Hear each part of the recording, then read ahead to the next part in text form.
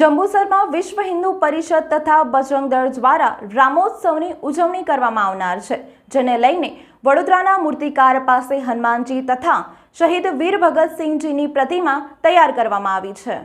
ચૈત્ર નવરાત્રિની હવે ગણતરીની ઘડીઓ રહી છે, ત્યારબાદ 17મીએ રામનવમીની ઉજવણી કરવામાં આવશે। ત્યારે 9 દિવસ સુધી જંબુસરમાં વિશ્વ હિન્દુ પરિષદ તથા બજરંગ દળ પ્રખંડ દ્વારા દર વર્ષની જેમ આ વર્ષે પણ 9 દિવસ રામોત્સવની ઉજવણી કરવામાં આવશે, જે અંતર્ગત રામનવમી તથા ત્યારબાદ હનુમાન જયંતિ સુધી ભવ્ય ધાર્મિક કાર્યક્રમોની ઉજવણી કરવામાં આવશે।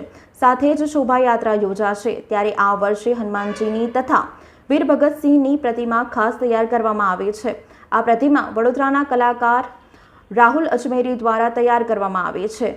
શોભાયાત્રામાં ભગવાન શ્રી રામ, હનુમાનજી સાથે સાથે વીર ભગતસિંહ, રાજગુરુ સુખદેવજીની પણ શોભાયાત્રા યોજાશે, જેથી નવી પેઢી આપના દેશની આઝાદીમાં બહુમૂલ્ય યોગદાન આપનારા આપના વીરો વિશે જાણી શકે, માહિતગાર થઈ શકે। આ અંગે જંબુસર વિશ્વ હિન્દુ પરિષદ તથા બજરંગ દળના આયોજકો દ્વારા વિસ્તૃત માહિતી આપવામાં આવી હતી।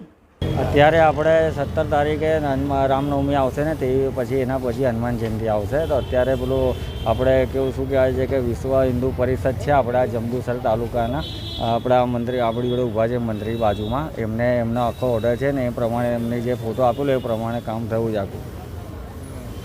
શું નામ તમારું? રાહુલ અજમેરી।